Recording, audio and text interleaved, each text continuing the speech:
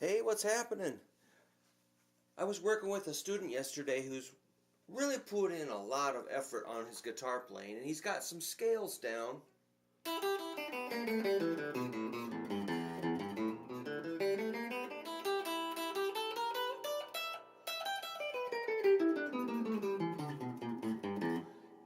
And he's like, okay, I got the scale down, now what? My advice is to think about the term phrasing. Phrasing. So you have to create a phrase, which can be very, very simple. I'm going to play some really simple phrases. Really, really easy. An E blues scale. Very simple. I'm going to hit high E, go to a G, and go to an E.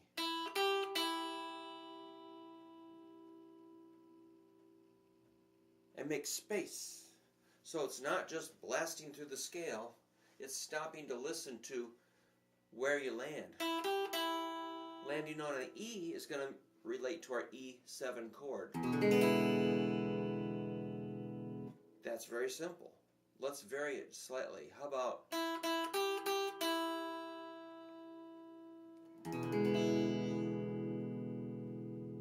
so being aware of the root note really helps your phrases make sense so it doesn't sound like you're just going up and down the scale. I'm going to turn the amp up a little tiny bit. So, simple phrases. Listen for things like, how about on the big string? With a little dramatic pause.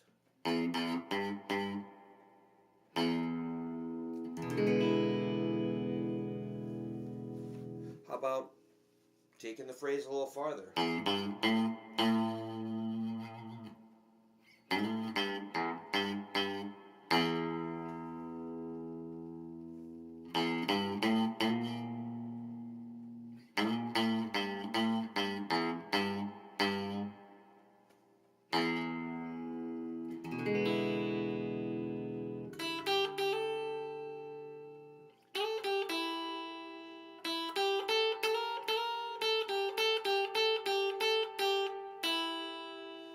So once again, good job on getting your scales under control. Now we have to start making them sound like music and not just an exercise. So exercise your phrasing. I used to get out of bed, hop out of bed, grab my guitar before I was even awake and just start see what I could come up with. Like rise and shine, hit the dirt. Let's make some phrases. Hit the floor, make some phrases every day.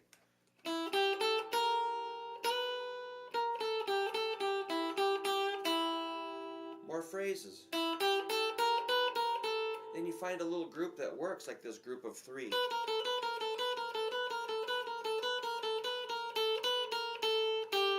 Make a different group of three. Just be creative. Here's another group of three. All in the E blues scale.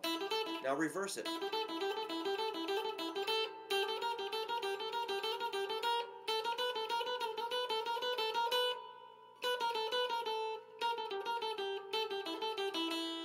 Try second string. Mix it with first string.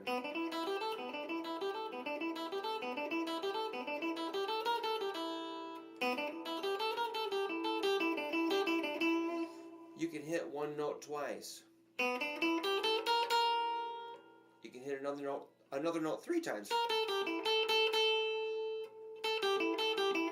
You can repeat a little group a whole bunch. So if we're in the key of E, here's something to listen for. Listen carefully what I'm going to tell you. A G leads my ear to E. G to E. Listen. A D also leads to E. Hear that sound? G, E, D, E. The D, E reminds me of a Kinks song.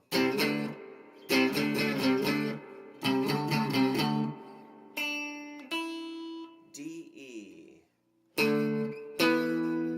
D-E. And G-E just sounds like some part of a Black Sabbath song. G-E. So if you find a little group of G's, D's, and E's. You should know your notes on the neck, of course. Things like this. That sounds cool. This is E on the 5th string, 5th fret. D to E to 7th fret. Then G. Hear that? Rock and roll.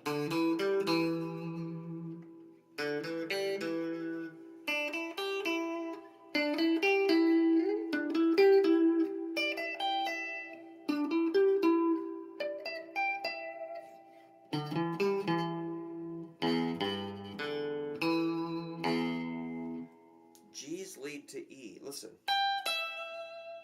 D's lead to E. Can you hear it? Any note can lead to any note, but these are more obvious.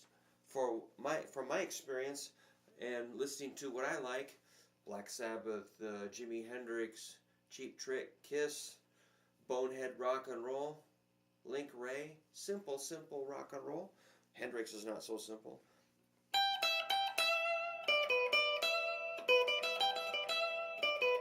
Then we start, bringing your whole scale, but remember what we just did. Listen to how that B flat sounds kind of crazy. Check it out. That note sounds unstable. And we can use that unstable quality to get a nice effect. Or is it nice?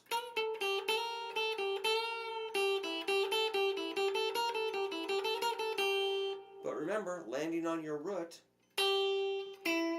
which is E, brings us back to the chord.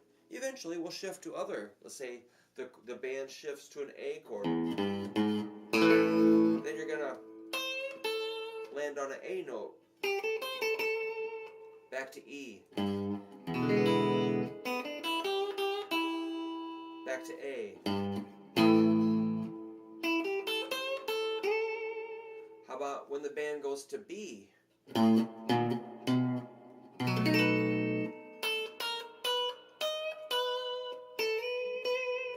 If you're on a B chord, lead guitar genius person, you better think about hitting a B note. So the scale doesn't always get you through the whole song. The scale is a nice starting point. It's something good to practice.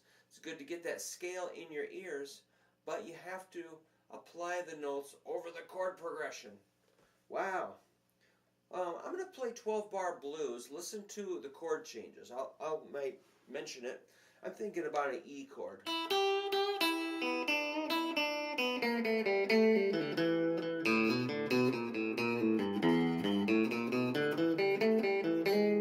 Now I'm thinking about A.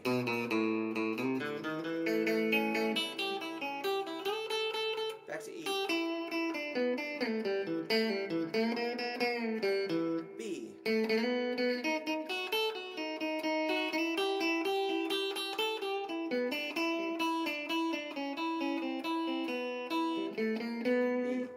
I'm going to do it again. This time I'm not going to tell you what chords I'm thinking about. Let's see if you can hear E, A, and B.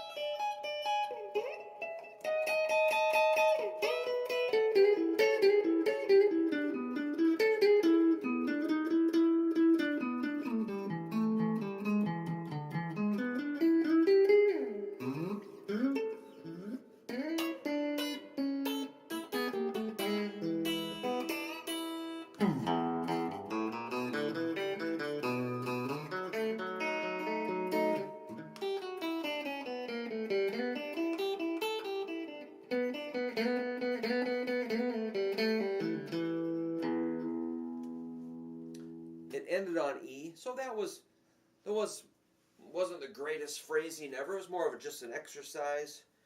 It wasn't a passionate wailing solo, but it's gives. Hopefully, you could hear the chord changes. And I'd probably put more space in there normally.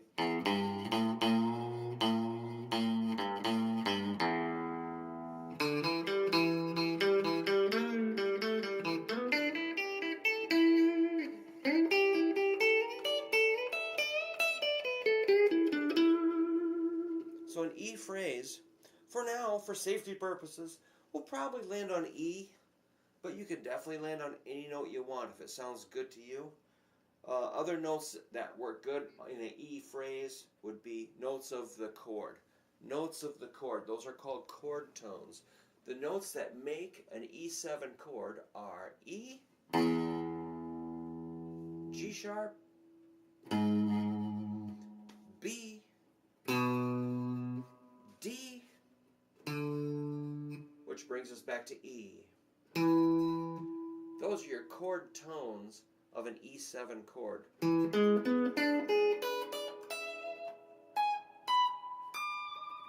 I love chord tones because they sound very correct when you're soloing. If you land on one of those notes, it's going to sound really good with the chord. And you really got to know the chord tones of all of the chords in a chord progression if you're soloing, or at least as many as you can.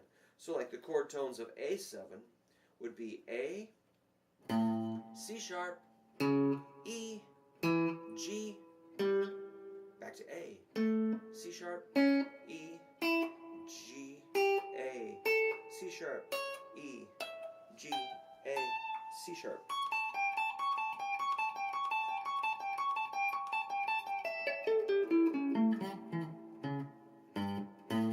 Which gives you that nice G-A sound. G leads to A when you're thinking about an A chord. The B7 chord is made of B, D sharp, F sharp, A to B.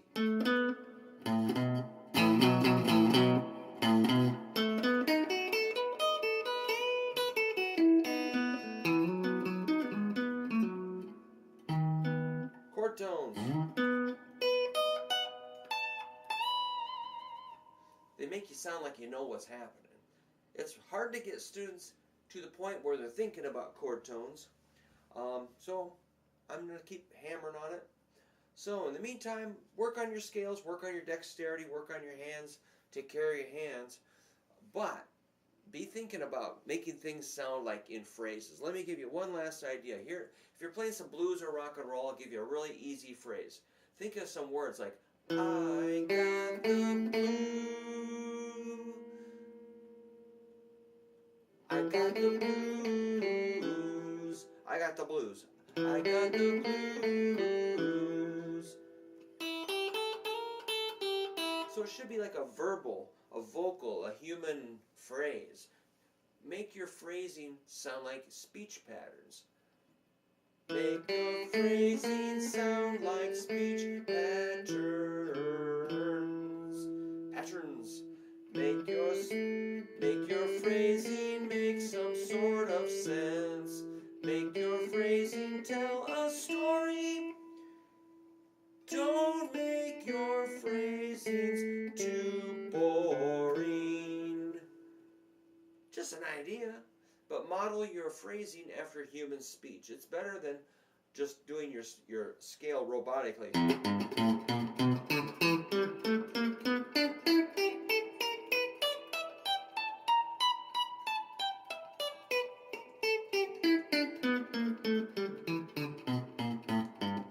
Yeah, sure, do that, but let's start working on phrasing too. All right. Well, keep practicing. Have a really great day. Thanks for watching.